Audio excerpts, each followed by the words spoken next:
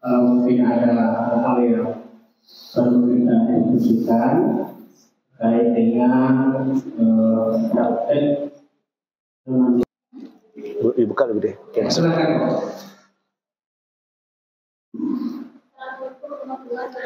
Waalaikumsalam warahmatullahi wabarakatuh. Sore Ibu.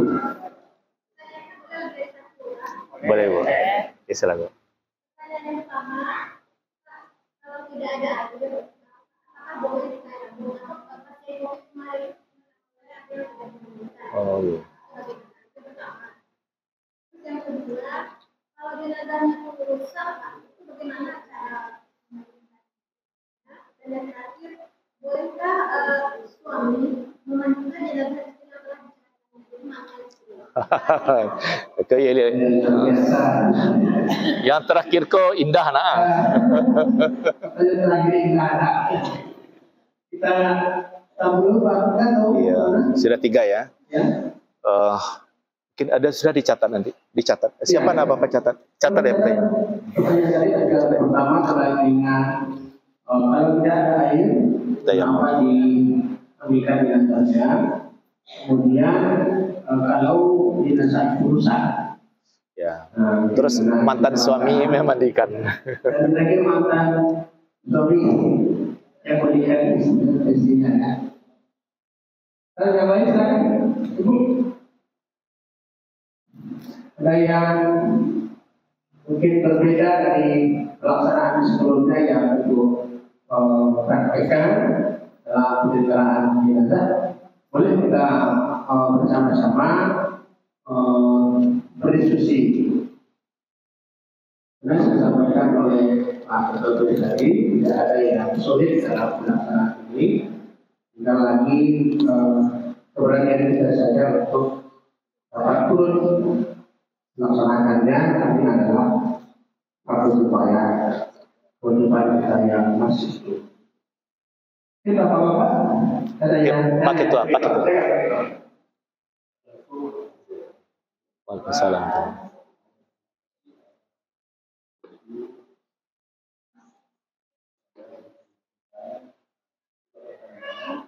Ini pertanyaannya simpel aja Pak. Apakah dalam pelaksanaan dalam gerakan itu tidak ada atau ada baca-bacaan Qurannya? Oh. Mulai dari memandikan sampai ke Iya. Terima kasih Pak Ketua. Bagus tanya, apakah tidak ada bacaan-bacaan tertentu? Bisa kita mulai dari memandikan sampai di muka pagi, apakah ada bacaan tertentu yang setiap gerakan-gerakan kita dalam melaksanakan memandikan tadi, ataupun apa itu ada hal yang perlu kita. Bisa satu lagi, Bu? Satu lagi? Ya, Waalaikumsalam warahmatullahi wabarakatuh. Kalau misalnya awak kan tidak suci atau awaknya, apa boleh memandikan atau enggak? Yang bilang itu ambil airnya boleh. Oh iya. Iya. iya. Bisa. Hebat Bapak Ibu. Karena umumnya seorang yang lagi berhalangan ya, yang berhalangan memberikan jenazah apakah dibolehkan atau tidak. Baik, untuk sejauh ini kita minta dulu kepada Bapak Firdaus, jadi bisa ditambahkan oleh penulis. Baik. Yang pertama apa tadi? Oh ya, nanti pegang situ. Baik, terima kasih Ibu, Bapak semua. Kalau tidak ada air, saya ingat jawaban dari Profesor Nasrun Harun. Waktu itu ada koran Serambi Minang, bukan ya? Serambi apa?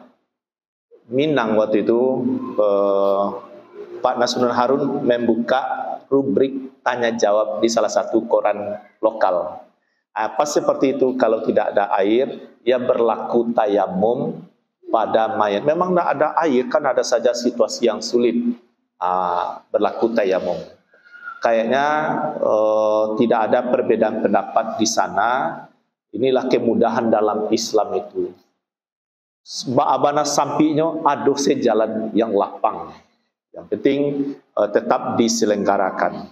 Tapi selagi ada air, tetap dilaksanakan memandikan. Bahkan bahasa Buya Radin Rahman, memandikan jenazah itu ada yang sederhana, ada pula yang lebih sempurna.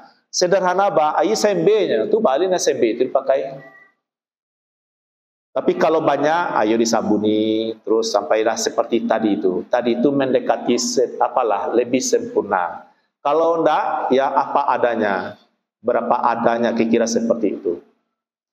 Terus kalau mayat bagian badannya ada yang rusak, mungkin sudah kebakaran, digosok lo tangga badannya, dagingnya. Jadi dikocok saya sabun, laba busa, siraman lambe-lambe, abeko disiram lo yejania, lambe-lambe pulau, sehingga lebih bersihlah daripada semula. Kalau digosok lo, saya gosok tangga daging, misalnya, kalau daruratnya seperti itu. Atau mungkin kalau misalnya lengannya tidak bertemu, itu apa boleh buat, mungkin dalam suasana perang. Tapi saya lagi ada jasad, cuman kalau perang dalam melawan musuh kafir, kan dia masuk mati syahid. Tapi kalau misalnya parang kayak aku, itu tidak masuk dalam kajian fikih seperti itu. Meninggal dalam melahirkan kan mati syahid itu tetap dimandikan. Musibah gampo taimpi itu dalam rangkaian hadis disebut juga mati syahid. Tapi tetap diselenggarakan. Selagi mana yang utuh itu saja diselenggarakan. Nah lain abah sobok tu kabaju lain.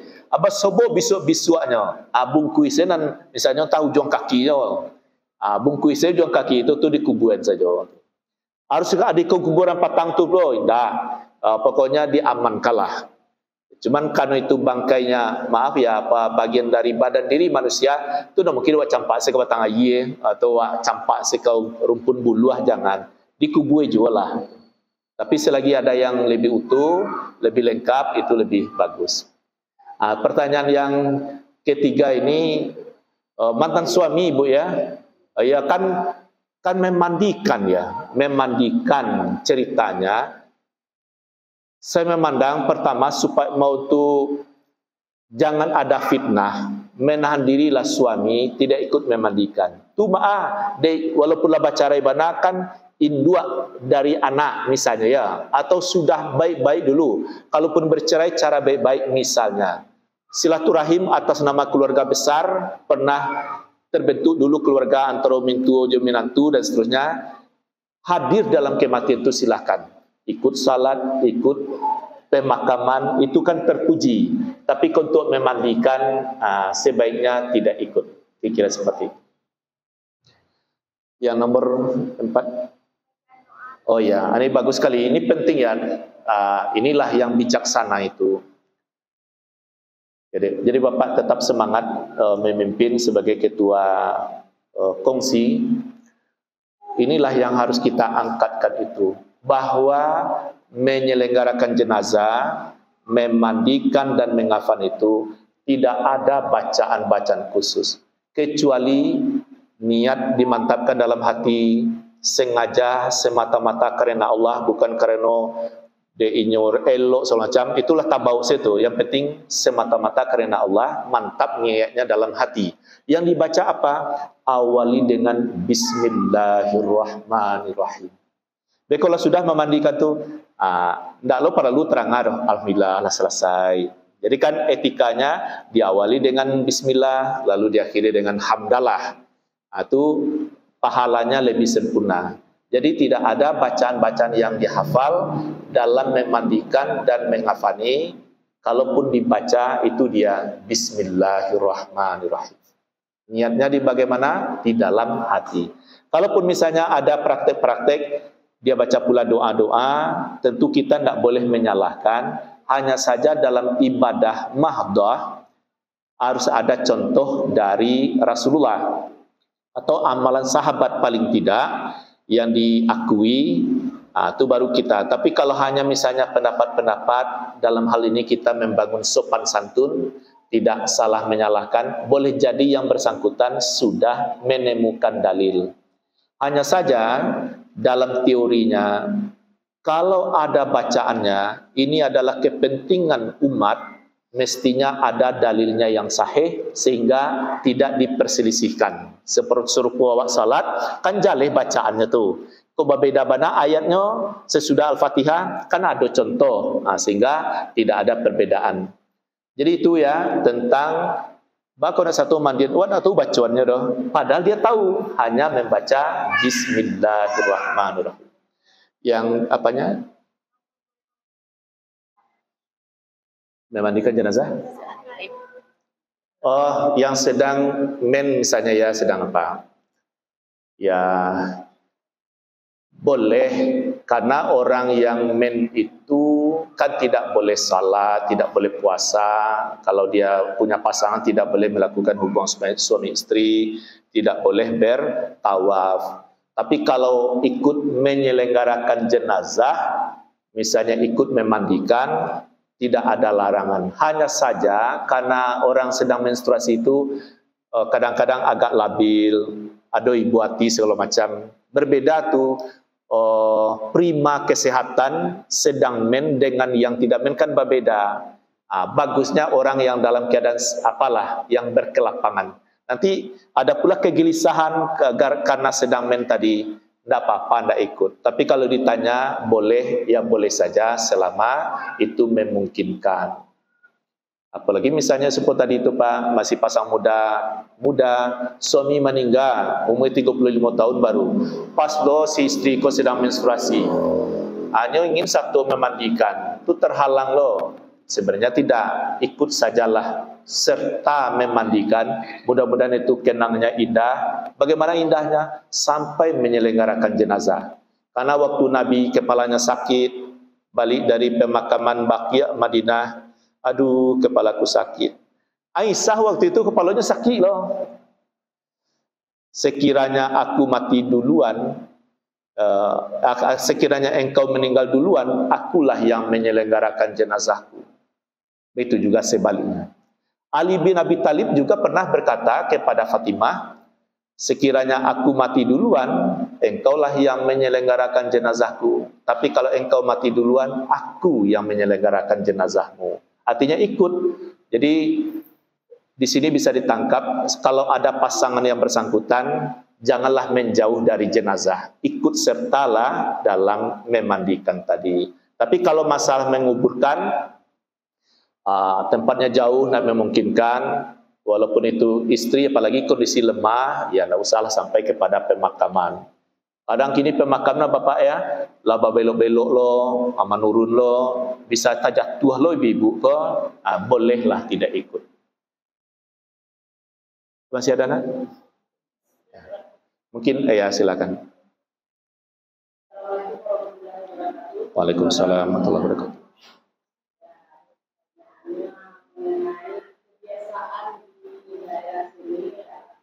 Iya Bu.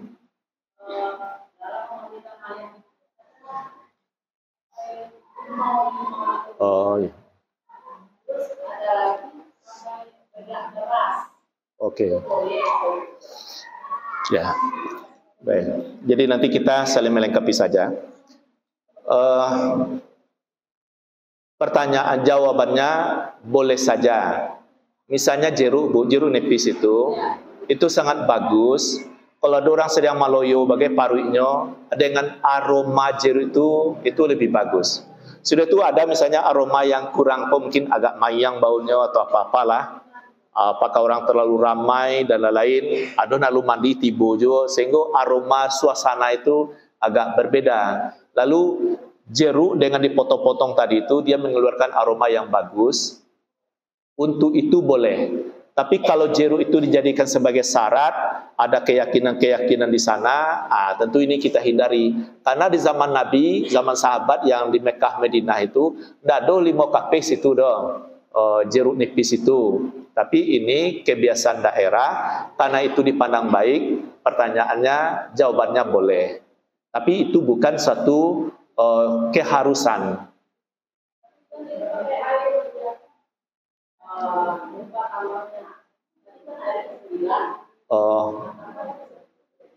Oh, itu jadi 10 dia. Ialah karena ada pembatasan angka 9 paling banyak, itu pun sudah diapa? Itu kalau itu sudah banyak jika dianggap penting. Ya, jadi idealnya itu antara 7 dengan 5 tadi itu. Jadi 9 itu sudah angka terakhir. Dan kalau misalnya air jeruk itu kapan Ibu digunakan? Menyiram yang pertama? Oh, terakhir. Disiramkan untuk mayat. Ya, kalau itu digunakan itu bagusnya ya untuk siraman awal, atau kalau misalnya saya belum bisa itu mendudukkan, kalau itu memang dipandang perlu, tidak ada larangan sebenarnya, ada semacam kepuasan, aromanya bisa kita maklumi. Kalau misalnya 9, jadikan itu yang ke-8, atau kalau 7 siram, jadikan itu yang ke-6. Yang ke-7 kan pakai kapur barus, yang sunnahnya kan kapur barus. Kira-kira begitu. Atau digabung. Cuman begini, kalau lahado kapur barus, itu mungkin yang ayi limau tadi tidak usah. Cuman kalau memang belum serta-merta ditiadakan, ambil jalan tengahnya, awak jadikannya nomor 2 terakhir. Ya Pak ya, kalau 7 kali awak siram, anan kanam ini, nang ke-7 kapur barus. Ini tuh. Bedak beras ya. Kapan itu dipakai?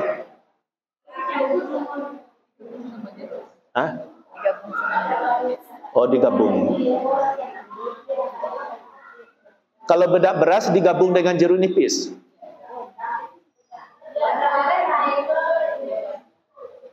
Ya, mungkin itu nanti diapalah.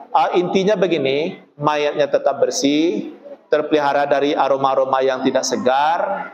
Kalau itu memang dipandang elok, kan badak baris itu kan alami itu.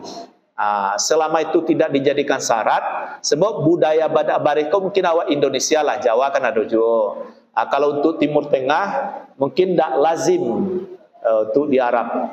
Tapi apapun kebiasaan-kebiasaan baik, selama tidak melanggar nilai-nilai akidah, tidak merusak pula tatanan sunnah, itu ada di sini namanya toleransi uruf atau kebiasaan yang baik-baik. Tapi kajian ini buya kita Dr. Edis Hidayah yang Sumando sih kok Pak. Ilmunya dalam itu Ibu, ilmunya dalam, luas, bacaannya bagus, nanti bisa diskusi itu lebih karena dia sangat memahami fikih kontemporer. Kasus-kasus yang terjadi di daerah, bagaimana mengakomodir sehingga tidak semuanya salah, selama itu ada baik-baiknya, ada tempat dalam pengamalan. Tidak apa-apa Ibu, tidak apa-apa. Saya kira itu dulu, nanti mungkin ada tambahan dari Pak Dr. Saflin dan Ibu Dr. Desminar, mungkin ada sebagai inti sari atau kan tidak semuanya bisa terungkap. Inilah kebersamaan kita. Nanti Bapak Ibu kalaupun ada pertanyaan-pertanyaan kan bisa melalui WA, nanti didiskusikan sampai ada jawaban yang bisa berdalil atau tidak diragukan lagi. Saya kembalikan pada Pak Dr. Saflin. Ya, tentu sekalian tambahan juga ada dari Bude nanti. Adalah inti-inti. Iya. Mungkin sampai saja penegasan. Sampai saja mungkin closing masalah. Baik Bapak Ibu yang dirahmati Allah, apa yang telah dilakukan oleh Pak Dr. Firdaus tadi terkait dengan yang Bapak Ibu bertanyakan, dan kita bisa pahami supaya belum sepakat. Ya Bapak Ibu, karena mengingat waktu juga penting itu kepada Ibu, karena bahwa Dr. Firdaus supaya kita tidak ada agenda melaksanakan kewajiban yang lain setelah ini. Sebelum jam 12 beliau harus sampai di Masjid Taqwa Pasaraya. Nah, jadi jauh lagi perjalanannya. Jadi Bapak dan Ibu, untuk sesi ini mungkin apa yang telah kita laksanakan dari awal tadi, materi yang telah disampaikan oleh kita tadi terkait dengan teori tentang memandikan jenazah dan mengkafaninya, itulah yang kita sampaikan sesuai dengan pernikahan sunnah. Tadi apa yang disampaikan oleh Bapak Ibu tadi ada hal-hal kebiasaan yang kita lakukan selama ini dalam penyelenggaraan jenazah, selama tidak bertentangan dengan akidah kita, selama itu untuk kebaikan, tentu hal itu diperbolehkan. Tapi kalau sudah ada persyaratan tertentu yang berkaitan dengan akidah kita, kalau tidak ada dalil, namun dasarnya tentu lebih baik kita hindari. Karena ini adalah terkait dengan ibadah kepada Allah Subhanahu Wa Taala. Itu barangkali Bapak dan Ibu, mungkin Disapu aja lah, disapu aja. Bismillahirrahmanirrahim. Assalamualaikum warahmatullahi wabarakatuh. Waalaikumsalam. Baik Bapak dan Ibu yang kami hormati, dari materi yang kita sudah diskusikan 2 kali pertemuan tentang penyelenggaraan jenazah, diawali dengan menghadapi sakaratul maut, hari ini memandikan dan mengkafani. Insya Allah kita tinggal praktek, karena bagaimanapun ilmu tanpa praktek itu bisa jadi lupa. Kadang untuk praktek itu yang kadang susah ya Bu, kadang merasa belum bisa, kadang sudah bisa. Tinggal melatih diri untuk bisa mengikuti penyelenggaraan jenazah mungkin di lingkungan tempat tinggal kita. Dalam hal ini perlu ditingkatkan keyakinan dan bahwa kita itu bisa sama. Mana kalau bisa saya sampaikan tentang saya sendiri ada praktek penyelenggaraan jenazah, di saat mengeluarkan kain kafan ada sebagian yang ditutup pulang. Jadi dalam hal ini tidak seharusnya seperti itu. Bagaimanapun kita menguatkan diri, suatu saat nanti pasti kita berhadapan dengan hal ini, terutama keluarga terdekat kita. Tidak mungkin kita melupakan atau menjadikan orang yang akan meninggalkan jenazah keluarga kita.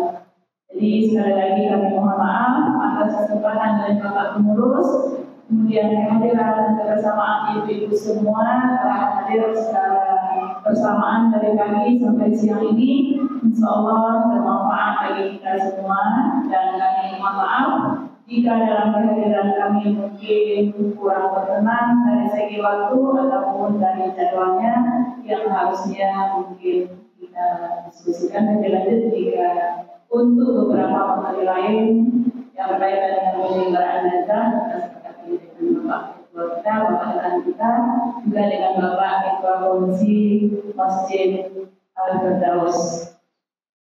Jadi dan kurang mohon maaf, wabillahi taufiq wal hidayah. Wassalamualaikum warahmatullahi wabarakatuh. Awak kembaliin ke protokol tadi, kepada MC. Baik, terima kasih Bapak Ibu. Untuk selanjutnya kita kembalikan kepada MC dari yang telah membuka acara.